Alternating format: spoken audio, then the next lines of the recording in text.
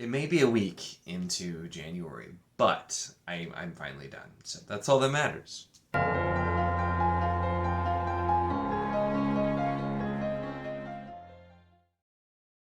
Hello and welcome to my channel. In this video, I'm finally going to be doing a belated part 3 of the Advent of Winter video. I finished all of them, and I did finish them a few days ago, to be fair. But I hadn't had a chance to film yet, so this is coming in a little bit late. But I did it for the first two, and I wanted to finish it out and just talk about the last, because there were some really interesting ones here in this last one as well. So with no further ado, let's jump in and talk about them. So first, we had Beauty in the Void by J.D.L. Roselle. This is another author I've definitely heard of, but I have not read. And it's sort of interesting because our character is like a warrior bard orc type of thing, which was super cool. And seems to be able to do some magic through music, involves like some spirits and like asking them to bless things, whether good or bad, through music. So really interesting, and something that has me very curious. And I know he's got quite a few books, so definitely an author that I'll have to be on the lookout, because this was a kind of a cool setup and a way to just show some of that interesting stuff. There is a plot going on there too, but those are just the things that stood out to me. Next up, we have Before the Snow Melts by Andrew D. Meredith. Now, you guys probably know I love me some Andrew D. Meredith. This one is Tabani, who is a Hurlgrim, which I'm bad at pronouncing these, Templar, and is investigating a looting/death kind of thing, but then finds an old friend. And so going with a few different things here. And I have to say, as a short story, I'm not sure how well this one works. However, it just is providing more stuff in the world of the Collation Saga, and so I enjoyed it anyway. It kind of it felt a little bit disjointed, but at the same time, I'm just like, oh, we're seeing Hurlgrims, which are interesting humanoid creatures that they're not human, but they're kind of, I guess, maybe almost like goblin-like, but not like goblin like you would think. But getting more just seeing them in action. They're an interesting group of people where like asking questions is like a taboo because it makes you sound dumb or something, and so it's like. It's interesting, and I really enjoyed getting some more world building on this one as well. So I still had a really good time with it. Then we had Flurries with a Chance of Treason by T.L. Greylock, and this is another author I've not read. I think, one of the books that they co-wrote that was on my TBR, and I'm drawing a blank on the name now.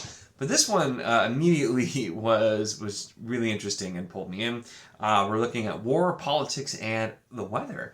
And we have 3 different groups to start with in very different settings. It will tell you like the setting and the temperature and like have a descriptor. And it was this really fun and engaging writing style, despite not everything happening being super fun and light. And so we get to see first it's just like a group of aristocrats, talking about the weather, and then we switch to, soldiers that are part of a siege and people are dying because of the cold, and then we go to like some other places where there's a party and there's plots and politics. So there was a lot going on. This is another one where, as a short story, I don't know how well this works. As like the prologue to something make me really, really want to interested in a book, worked great. I want to read. Because this is, I think it acts as like a prequel, and I want to read the book it acts as a prequel for, because it pulled me in really well. As a short story, like we had some resolutions and things work, but it was more just like, it felt like it was just introducing things, and so it worked really well for me, for different reasons as well, so there's 2 in a row. Then we have A Winter Marvel by Tatiana Obey. I don't know this author. I don't think I know this author at all, which there have been several in here where it's interesting to try. This one, though, is about a teacher on an island, and it's been colonized, and there's magic that it seems like both kind of use. It's related to circles and to sacrifice, whether from yourself or others.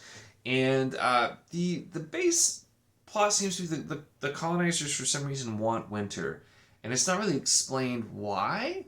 But it's kind of, I mean, it's doing the, colonizers bad, people that are, here on this island good. And I get what it's going for, but it just seemed like I didn't understand why we were doing what we were doing. Like we're seeing, you know, that the people here, they have suffered under the colonizers, and I get that, but like why do they want it to be winter? And I don't, unless I totally missed it, I didn't really get why. So this one was kind of it was the writing style was interesting. And the characters were really well written, and it was interesting to see what's happening. But plot wise, I felt like I was missing something on this one. So that one kind of I fell a little bit in the middle of. Next up, we had Three Bells to Midnight by Kirsten Espinoza Rosero, which I think is K.E. Andrews is the name that they had written under before, because I recognize the name of the. I think that's right. I hope that's right. I recognize the name of the book that was mentioned, but not the name of the author, and I haven't read it either. Another one that's on my list, but anyway, this one's about Henry or Henri, maybe, because that's how it's pronounced in another book that I'm reading it, and Vance, who are charioteers, and they are looking for some lost children, and it's on this like winter night, and everybody has to be in a curfew by midnight.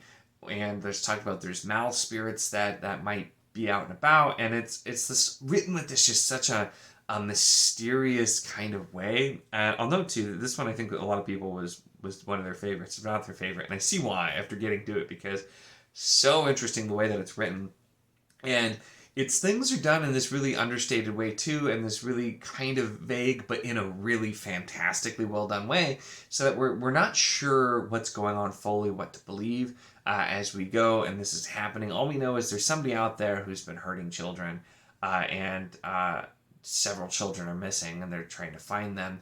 And then the way this one comes around at the end too, utilizes a really, really great idea. Something that has been, there's an obvious reference that you could make, but I can't say it without it being a spoiler, but it's done in such a great way, and a way that really does make it a surprise.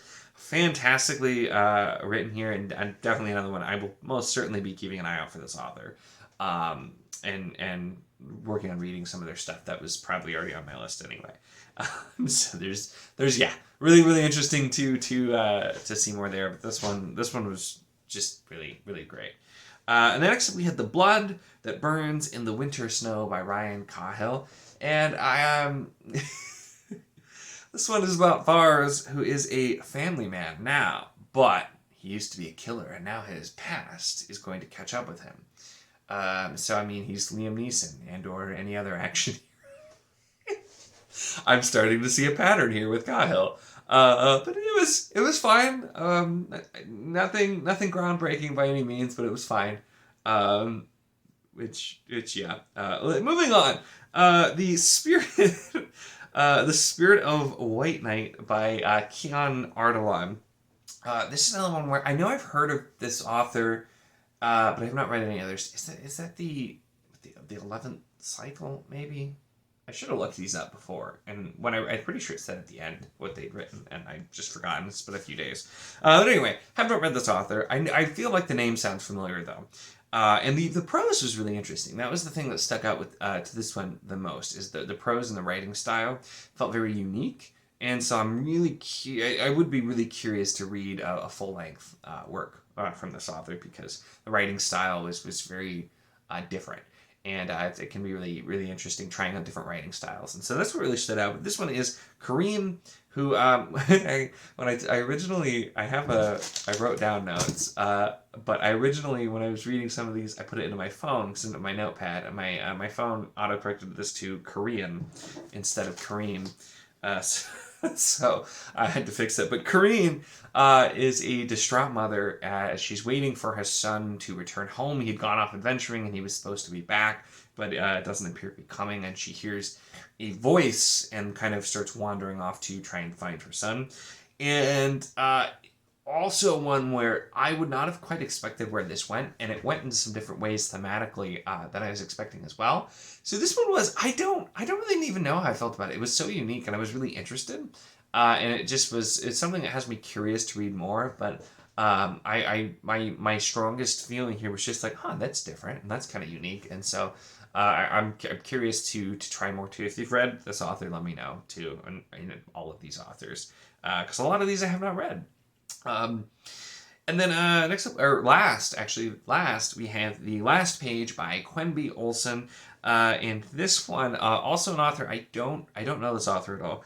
But this was such a fun premise, and I think it worked as being the last story in here as well. But this is from the POV of a spell book, or like, a spell book of knowledge that seems to be at least somewhat sentient. But it's not like it's a talking spell book. It just is basically has an awareness. It can't communicate, but it has an awareness.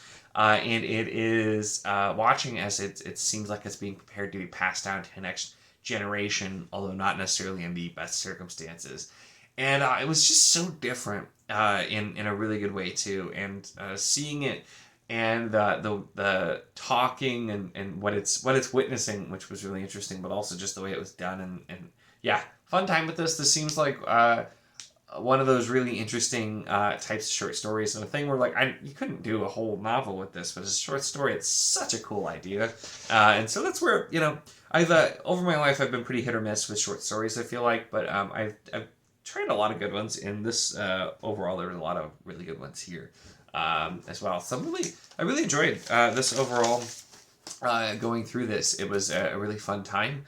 And it has me interested, like I said, in a lot of these authors that I either was already aware of or and hadn't gotten to or don't know and had no familiarity with, and was really curious on. Like Cal Black, I'm really curious for the Patchkin Woman was the first one. Cal Black's been on my list for quite a long time. I was really interested to get to there. What were some of my other really favorite ones? Because there were a lot of them that I liked. I originally started marking these as like what were my favorites, but I stopped. Active Patience, H.L. Tinsley was one. Another one I really, really, really enjoyed as well. And Flurries with a Chance of Treason and Three Bells to Midnight. The last page from this one were probably my favorites. But yeah, looking at my list here really quick, others I seem to really enjoy were Frosted Embers, Ella McCree, and Bloodfire, Palmer Pickering was another really, really good one. Cold Silver for Souls, Tori Tekken, and Border Crossing Air with them. Also great. Man, I pretty much all of these, it looks like I enjoyed for the most part. So there were some that were a little bit more on the miss side, which is always going to happen with short stories. But yeah, a lot of great ones here. Really enjoyed doing this. It was fun to do. I didn't realize the stories were going to be so long, and so that's where I was not able to keep up with doing one a day because I had other stuff I was trying to finish. But I had a great time with this, and hopefully you did too. So let me know your thoughts on any of the stories I talked about in this one. This in general, kind of what you thought of the whole project, because I really enjoyed it. I had a great time. That's it for this one, though. Make sure to give the video a like if you enjoyed it. Check the link in the description, as always, for the Wizardly Enclave Discord. If you want to chat books, whether any of the stuff talked about here, or these authors, stories, whatever, or really anything at all, it's a lot of fun, and we'd love to have you. And of course, if you enjoy my content, make sure to subscribe.